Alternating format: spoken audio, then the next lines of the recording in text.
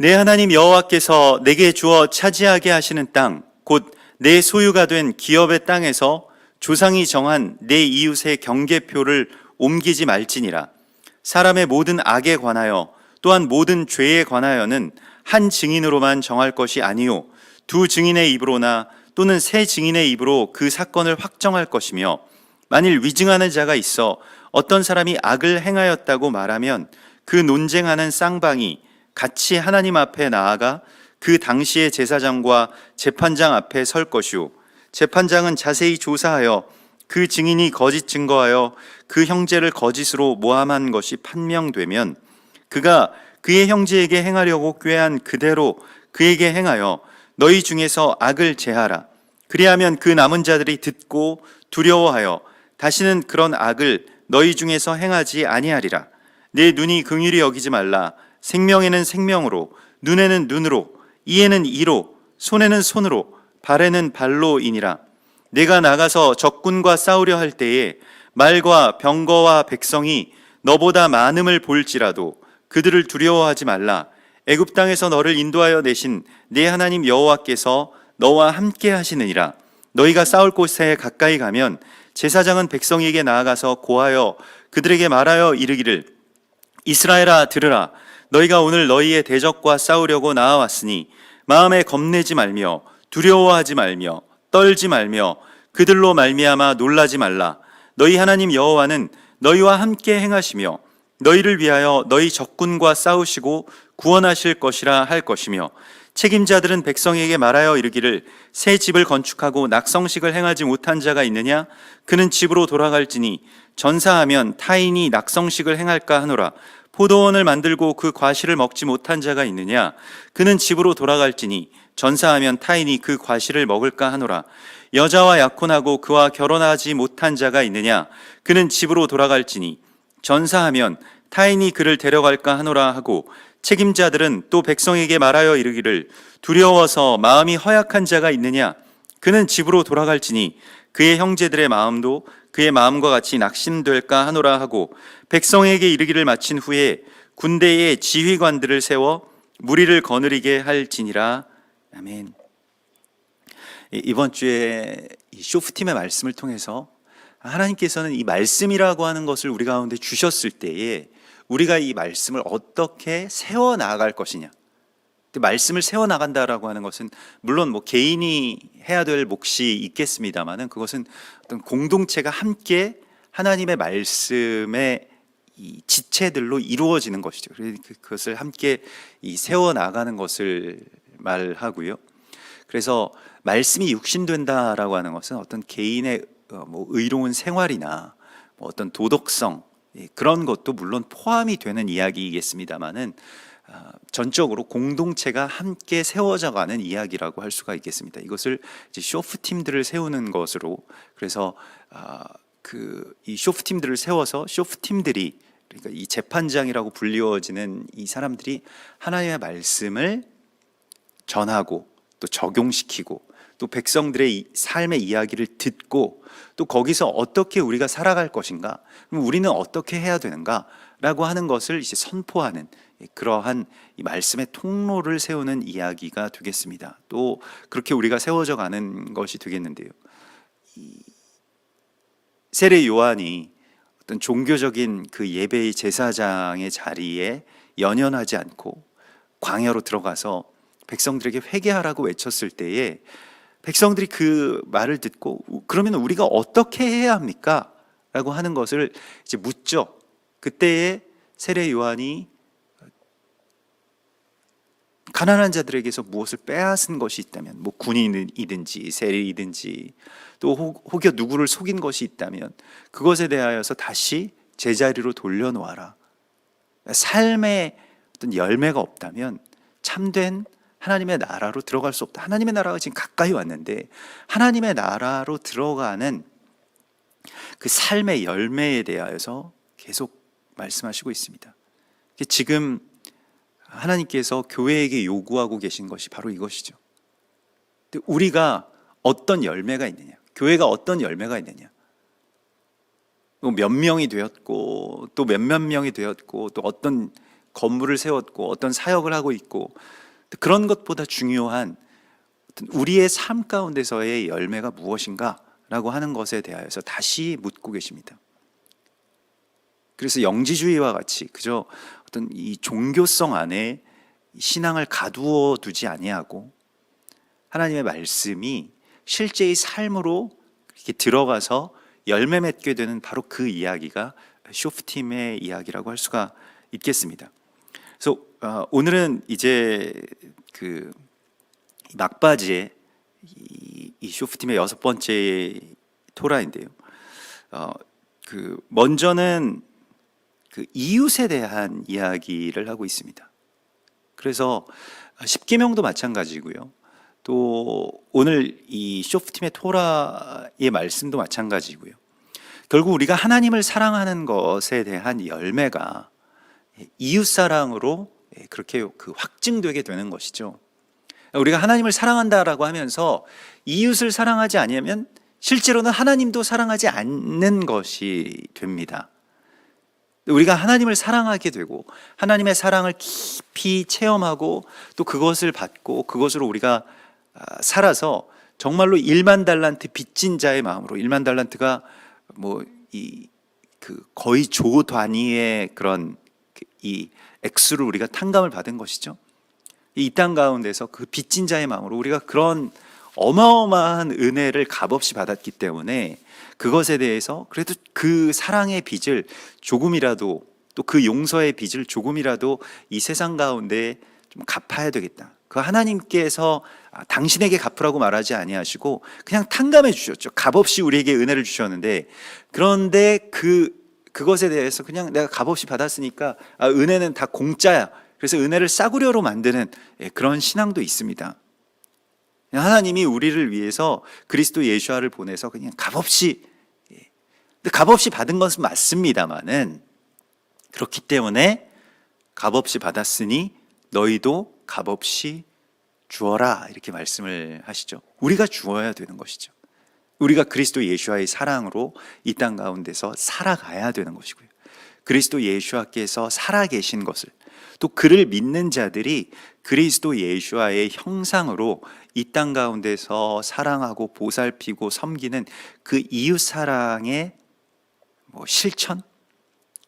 그것은 그냥 단순한 어떤 실천이라고만 말하기에는 조금 부족한 표현인 것 같습니다. 예수와의 부활을 이 땅 가운데서 살아가는 그런 삶의 열매를 맺으라고 주께서 말씀하십니다. 이것이 쇼프팀으로 우리가 세워지는 이야기이고요. 하나님께서는 우리를 말씀의 통로로서 세워놓으셨습니다. 그래서 여러분들이 이 각 가정에서든 아니면 친구들과의 어떤 공동체에서든 또 이웃들과의 사이에서든 이러한 쇼프팀으로서 세워져 가는 것, 그것에 대한 사명을 우리가 다시 받아들이고, 솔로몬이 1000번제를 드리고 주님 앞에 그렇게 구하였던 것과 같이 듣는 마음을 종에게 주사 백성들을 재판하게 하소서. 재판이라고 하는 그 용어 자체가 조금 적당치 않게 들립니다만은, 그 재판이라고 하는 것보다는 이제 우리에게 그 말씀을 증거하게 하소서라고 하는 그런 표현도 역시 무방하다고 봅니다. 그래서 우리가 이 땅 가운데서 하나님께서 주신 이 말씀을 온전한 실체로, 그 말씀의 실체라고 하는 게 뭐냐, 예수 믿는다라고 하는 것이 무엇이냐, 부활의 삶이라고 하는 것이 무엇이냐라고 하는 것을 정말로 삶으로 증거하는 그 증인으로서 세워지는 것, 이것이 바로 쇼프팀을 세우는 이야기라고 할 수가 있겠습니다. 이게 이루어지게 되면 이제 그리스도 예수와의 몸으로서 우리가 이 지체를 이루고 또 서로가 연결되고, 그렇게 하나님의 말씀을 받을 수 있는 이 공동체, 이 그릇, 이것을 오늘날의 교회라고 말할 수도 있고요, 또 가정이라고도 이야기를 할 수가 있겠는데, 이러한 말씀의 공동체의 이 구조를 세워나가는 것이 우리에게 중요하다고 말씀을 하시고 있습니다. 그래서 이웃의 경계표를 옮기지 말라. 이 이웃의 경계표라고 하는 것은 이 경계표를 옮기려고 하는 그러한 이야기는 무엇이냐면 이웃의 것을 탐하는 이야기가 됩니다. 우리가 십계명을 보면, 출애굽기 20장의 그 십계명을 보면 내 이웃에 대하여 거짓 증거하지 말지니라 라고 하시는 말씀으로 이 마지막 계명이 이제 시작이 되죠. 그래서 내 이웃의 소나 나귀나 종이나 내 이웃의 아내를 탐내지 말지니라 라고 하는 어떤 탐심에 대한 그러한 경계를 하나님께서 주시는데요. 자, 우리가 우리 스스로의 어떤 탐욕과 싸우는 것에 있어서 가장 공격적으로 우리가 승리하는 방법은 이웃을 사랑하는 것입니다. 이웃의 어떤 경계표를 옮긴다. 하나님께서 정해주신 그 경계표를 옮겨서까지 내가 이웃의 것을 이렇게 빼앗아야 되겠다라고 하는 이 탐심에 대한 돌이킴. 이 탐심이라고 하는 것이 그 우리 속담에도 사돈이 땅을 사면 사돈인가요? 사촌인가요? 아무튼 땅을 사면 배가 아프다 이런 말이 있지 않습니까? 내가 갖지 못한 것을 가진 사람의 것에 대한 이 탐심, 나는 왜 갖지 못했을까? 나도 저걸 갖고 싶다 라고 하는 이 탐심이요. 이게 그냥 단순히 저 사람은 좀 탐욕이 많아가지고 저렇게 막 많은 것들을 가지려고 한다, 꼭 그런 것이라기보다는 우리의 어떤 삶의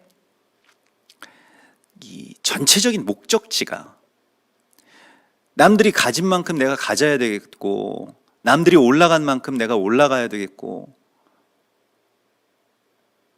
내가 갖지 못한 것 때문에 내가 불행한 것이고, 내가 지금 행복하지 못한 이유는 돈이 없기 때문이고, 우리 가정이 화목하지 못한 이유도 돈이 없기 때문이고, 이렇게 되는 어떤 이 물질적인 혹은 그러한 이 탐심을 계속해서 채워 나가야만 살아갈 수 있는 이 세상의 삶에서 벗어나서 실은 우리가 그리스도 예수와의 형상으로, 하나님의 형상대로 지으심을 받은 정말로 존귀한 자들이기 때문에 그런 것을 내가 갖는다고 해서 나에게 행복이 있는 것이 아니라 나의 것을, 내 조금 있는 것을 나누어 줄 때, 또 나에게 물고기 2마리와 떡 5개가 전부의 어떤 그런 식사이고 정말 배가 고픈데도 그것을 기꺼이 주님께로 또 이웃에게로 이렇게 나눌 수 있는 그러한 이 믿음 안에서 너무나도 풍요로운 그러한 삶의 양식을 우리가 취할 수 있다라고 하는 것을 그리스도 예수께서 우리에게 오늘 말씀하시고 보여주시고 있습니다. 또한 우리가 그러한 증인이 되라고 말씀하시고 있습니다.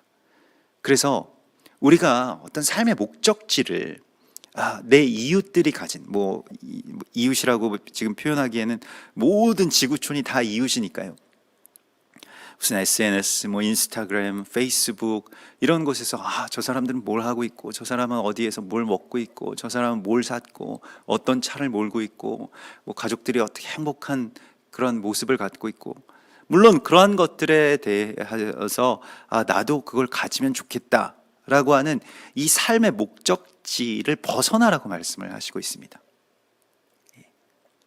탐심이라고 하는 것은 구체적으로 내 이웃이 가진 무엇인가를 내가 빼앗아야 되겠다라고 하는 그런 탐심도 탐심이겠습니다만은, 삶의 어떤 동력을 그 탐심으로 삼는 것 그 자체에서 돌이키라고 말씀을 하시고 있습니다.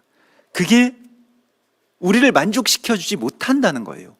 우리가 그걸 알면서도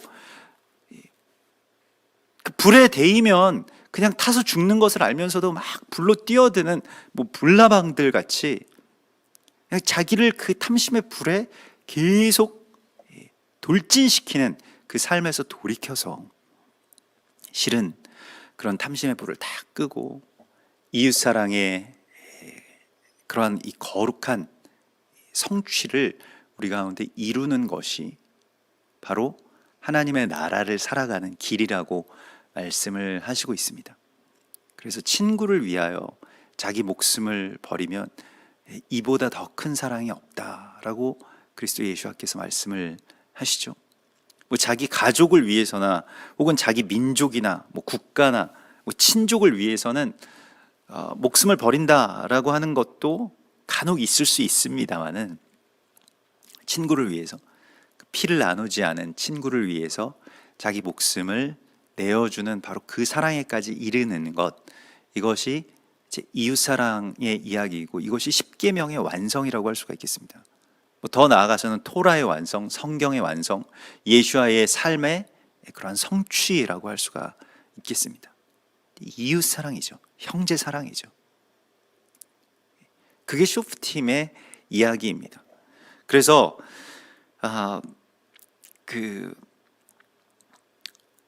두세 증인을 세워서 어떤 사람의 모든 악에 관한 증거를 하라고 말씀을 하십니다. 그래서 이 두세 사람의 이 증거 공동체가 세워지는 것, 실제로 어떤 재판이 이루어지게 되죠. 이 세상의 송사와는 다르게 하나님께서 그 재판장이 되시고 우리가 그 증인된 사명이 있다라고 말씀을 하시는데요. 증인들이 어떻게 증언하느냐에 따라서 재판의 결과가 달라지게 됩니다. 우리가 어떤 증거를 할 것이냐, 그 두 증인 혹은 두세 사람 또는 세 증인 이렇게 말하는 것인데요. 자, 이제 이 두세 사람의 증언을 맡은 사명이 교회에게 있다라고 하는 것을 주께서 마태복음에서 말씀하셨죠. 그래서 마태복음 5장에서 두세 사람이 내 이름으로 모인 그곳에는 나도 너희와 함께 있느니라 라고 말씀을 하셨죠. 두세 사람이 모이는 이유가 있습니다. 이게 증언을 하기 위해서입니다. 근데 어떤 것에 대한 증언이냐? 어떤 사람의 악에 대한 증언입니다. 어떤 사람이 범죄한 것이 드러나거든 이렇게 되어 있죠. 그래서 그 사람의 죄가 이제 드러났을 때 우리가 이 형제를 향한 어떤 증거를 하느냐에 따라서 하나님께서 재판의 결과를 바꾸어 주시겠다고 말씀을 하신 거예요. 그러니까 우리는 그리스도 예수와처럼 어떤 그런 속죄를 할 수는 없죠. 우리가 그런 권세를 갖고 있지는 않습니다. 우리가 내가 너의 죄를 사하노라 이렇게 말할 수는 없습니다만은 죄를 사하시는 하나님께 나아가서 증언할 수 있는 그러한 권세를 입었다는 것입니다. 증인으로서의 사명이 있다는 것이죠. 근데 두세 증인이 무엇을 하냐? 어떤 사람이 범죄를 하였는데 그 범죄에 대하여서 하나님 앞에 가서 증언하는 것입니다. 어떻게 증언할까요? 용서해 달라고. 지금 저 사람 죄가 많지만 죄인 중에 괴수인 나도 용서해 주신 주님, 저 사람도 능히 깨끗하게 만들어 주실 것을 우리는 믿고 알고 있습니다. 주님, 저 사람도 그래서 그리스도 예수 안에서 깨끗한 사람입니다.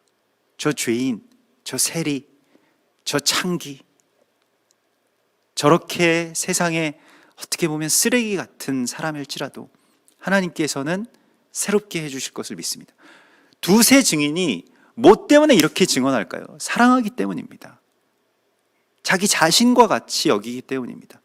나도 저 처지가 되었으면 저렇게 됐을 수도 있겠다. 그 마음을 가지고 같이 합심해서 기도하는 것이죠.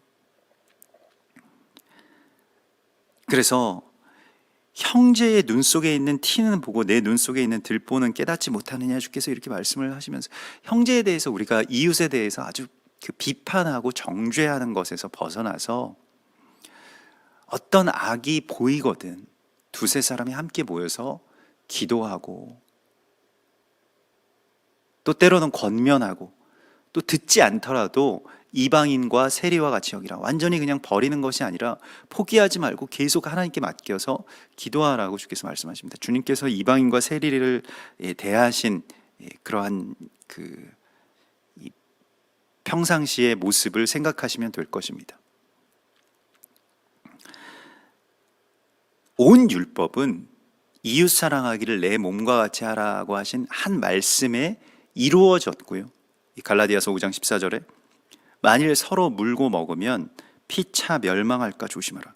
지금 멸망이 우리 가운데 굉장히 가까이 왔고 정말 말세의 이야기에서 그 도륙, 이 사륙이 일어나는 것은 이 증인들이 이제 그리스도 예수와의 편에서 증거하지 않고 그리스도 예수께서는 속죄와 용서를 위해서 당신께서 피를 흘리셨다라고 하는 것을 우리가 그대로 증거하면서 저들의 죄가 없음을 주님 앞에, 하나님 앞에 그렇게 호소하는 그런 중보자가 되는 것이 그리스도 예수와의 증인된 삶인데요. 근데 교회가 더 이상 그런 역할을 하지 않고 참소한다. 뭐 누굴 죽여주십시오. 뭐 누굴 뭐 어떻게 해주십시오. 심판해 주십시오. 그 역할은 마귀가 하는 것입니다. 근데 마귀의 하수인이 되는 것과 마찬가지인데 좀 심한 그런 표현이긴 합니다만은 마귀의 하수인으로서 누굴 참소하고 누굴 욕하고 누굴 정죄하는 그러한 도구로 전락해버리게 되면, 쇼프팀들이 이렇게 전락해버리게 되면요, 우리가 거룩한 그리스도 예수와의 구원과 그 의를 세워야 될 자들이, 사단이 아무리 그렇게 참소해도 증인들이 딱 나서서, 두세 증인이 나서서 아닙니다 주님, 그리스도 예수와의 보혈이 있는데 무슨 저 사람이 죄인입니까? 라고 하는 것을 당당하게 우리가 증거해야 되는데 그 사명을 하지 못한다는 거예요. 두세 증인으로서의 사명이 우리 가운데 없다라고 하는 것은 이미 교회가 이 쇼프팀의 사명을 저버리고 있는 것이죠. 그래서 주님께서 이렇게 말씀을 하십니다. 이 심판이라고 하는 것이 이제 어떻게 이게 역류하게 되는데요. 사실은 이 기능이 온전하게 되면 교회가 그러한 어떤 중보와 또 속죄의 증인으로서 저들도 하나님의 백성이고 저들도 아브라함의 자손이고 그렇게 소망이 있습니다. 찾아가고 그 한 사람을 찾아내고요. 우리가 지난 주일에도 나누었던 것과 같이 정말로 이 땅 가운데 그냥 죄인으로 낙인 찍혀서 살아가는 많은 사람들, 온 세상 속에서 사단의 참소 아래 자유하지 못한 사람들 찾아가서 거룩한 하나님의 자녀임을 그렇게 선포하는 바로 그 일을 우리에게 감당하라고 말씀하시는데요. 그런데 이 두세 증인이 되어야 될 이웃이 위증을 하여서 악을 행하였다고 말을 하면, 이렇게 되어 있습니다. 오늘 19장 16절의 말씀이죠. 이거 굉장히 중요한 말씀입니다.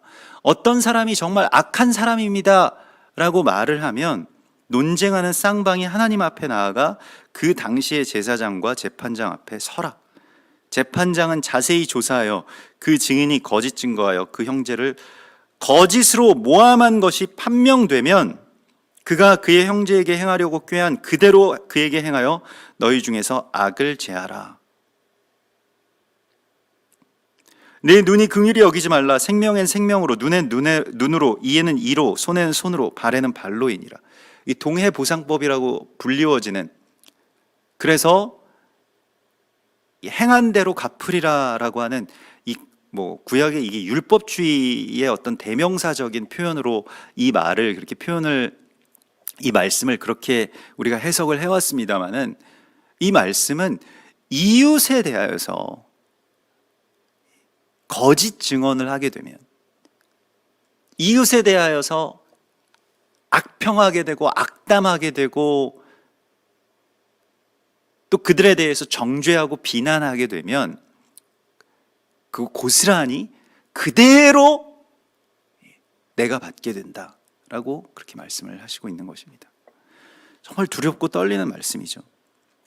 우리가 재판장 앞에 다 서게 될 것입니다. 그래서 주님께서 우리에게 우리가 어떤 증언을 했는지에 대하여서 조사하실 것이라고 말씀을 하시고요. 우리 지금 어떤 증언을 하고 있습니까? 또 그 증언한 태도 그대로 우리도 거기에 대한 동일한 보상을 받게 될 것이라고 주께서 말씀을 하십니다. 우리가 늘 기도하는 것과 같이 우리가 누군가의 죄를 내가 용서해 준 것 같이 나의 죄도 용서하여 주시옵소서. 동해보상법이죠. 우리가 용서한 대로 우리가 용서함을 받는데요. 더 용서해야 되지 않겠습니까? 혹시 모르니까 더 죽일 죄인을 우리가 용서해 달라고 또 주님 앞에 호소해야 되지 않을까요? 그래야 우리가 용서를 받는다고 말씀을 하시고 있기 때문입니다. 또 20장에 가면 이제 그 전쟁에 나아갈 만한 자에 대하여서 말씀을 하시는데요. 특별히 전쟁에 나아갈 때에 두려워하지 말라라고 말씀을 하십니다. 그래서 실은 이 말씀과 이웃사랑의 이야기가 사실 같이 이제 연결되어 있는 것을 우리가 좀 주목할 필요가 있습니다. 이웃을 사랑하고 이웃에 대해서 온전한 증거를 한다라고 하는 것은 마치 전쟁터에 나가는 것과 같은 이야기가 되겠죠. 온갖 참소의 그 비난의 화살들을 우리가 다 받아내야 되기 때문에 그런데요. 자, 전쟁터에 나아가는 자에게 있어서 이 두려움이라고 하는 것이 가장 큰 어떻게 보면 장애이고요. 또 그 대적들은 항상 많아 보입니다. 또 굉장히 강력해 보이는데 그들에 대한 두려운 마음을 갖고 나아가지 말라라고 말씀을 하시고 있습니다. 나아갈 수도 없죠. 그러면서 이게 약간은 뭐 비유적인 말씀인데, 포도원을 만들고 그 과실을 먹지 못한 자가 있느냐? 그는 집으로 돌아갈지니 전사하면 타인이 그 과실을 먹을까 하노라. 자, 일단은 전쟁이 지금 시작되기 전인데 자기 포도원을 만들고 거기에서 그 소출을 기다리고 있는 어떤 이 탐심의 사람을 우리가 보게 됩니다. 나라가 뭐 망가지거나 뭐 이웃들이 죽어가는 것 아랑곳하지 않고 자기 포도가 더 귀한 사람을 우리가 보게 됩니다. 이게 탐심이죠. 이웃에 대한 무관심, 뭐 수혜를 입은 분들에 대해서 뭐 안 됐네, 우리는 그래도 별 피해가 없으니까 다행이네 하고 넘어가는 사람들도 마찬가지가 되겠죠. 실은 다 탐심이죠. 자기만 알고 남들의 처지에 대해서 잘 모르는 것. 또 그 탐심은 무엇입니까? 내가 이걸 먹지 않으면 다른 사람들이 먹을까 봐 두려워하는 자입니다. 그래서 자신이 먹지 못하면 타인이 그 과실을 먹을까 두려워하노라. 아니, 타인에게 나누어 주기 위해서 살아가는 그 삶의 자세가 아니라 타인에게 내 걸 빼앗기지 않을까 불안하고 전전긍긍하고, 뭐 저들이 내 걸 빼앗아 가지 않을까, 뭐 우리나라가 뭐 적화돼서 뭐 다 빼앗기지 않을까, 그럴 수도 있겠죠. 그 전에 나누어 주라고 말씀하십니다. 빨리 나누어 줘야죠. 심판대가 가까이 왔다라고 한다면. 근데 나누지는 않으면서 빼앗길 것에 대해서만 두려워하고 있는 것입니다.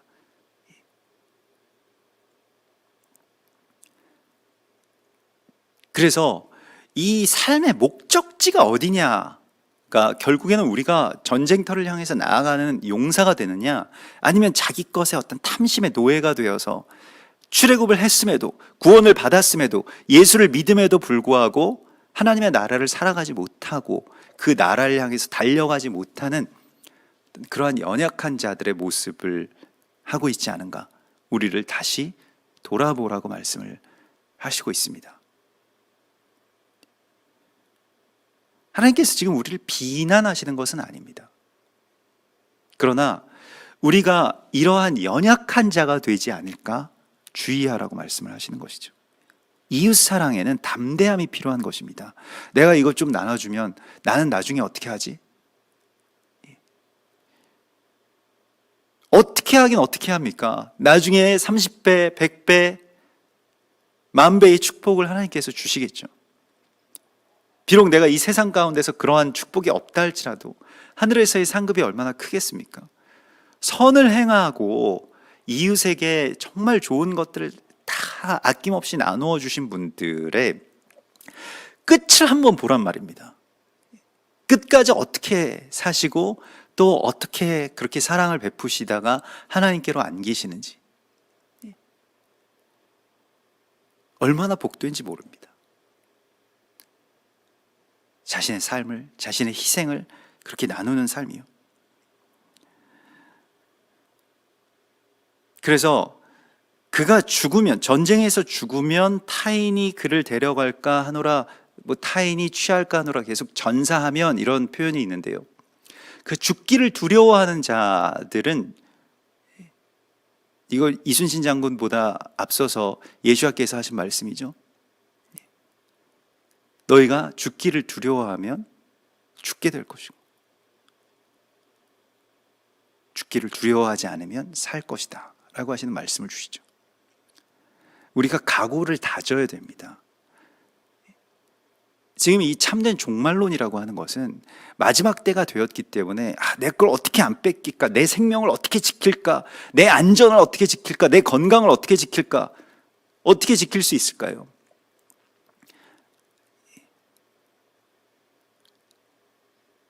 여기에 대하여서 죽기를 두려워하지 않는, 이웃을 사랑하는 것, 또 이웃을 위해서 내 삶을 그렇게 나누는 것에 대하여서 두려워하지 않고 이 움켜진 것을 빼앗기는 것이 내가 죽는 것이다 라고 생각하는 이 세상의, 그러한 이 탐욕의 세상 속에서 하나님의 말씀을 나의 삶의 어떤 열매들로, 또 물질들로 그렇게 아름답게 나누는 그러한 주님의 쇼프팀들이 되라고 주께서 말씀을 하십니다. 이렇게 될 때 하나님의 나라가 이 땅 가운데서 이루어질 것이라고, 그렇게 열리게 될 것이라고 말씀하십니다. 우리가 이 세상에 거룩한 하나님의 나라를 세워나가는 용사들로, 적진을 향해서 달려가는 그러한 용사들로, 두세 증인으로 그렇게 하나님의 나라의 법을 세워나가는 그러한 주님의 쇼프팀이 되기를 주님의 이름으로 축원합니다. 우리 같이 기도하겠습니다. 하늘에 계신 우리 아버지시여, 이름이 거룩히 여김을 받으시오며 나라의 임하옵시며 뜻이 하늘에서 이룬 것 같이 땅에서도 이루어지이다. 오늘날 우리에게 일용할 양식을 주옵시고, 우리가 우리에게 죄 지은 자를 사해 준 것 같이 우리 죄를 사하여 주옵시고, 우리를 시험에 들게 하지 마옵시며 다만 악에서 구하옵소서. 대개 나라와 권세와 영광이 아버지께 영원히 있사옵나이다. 아멘.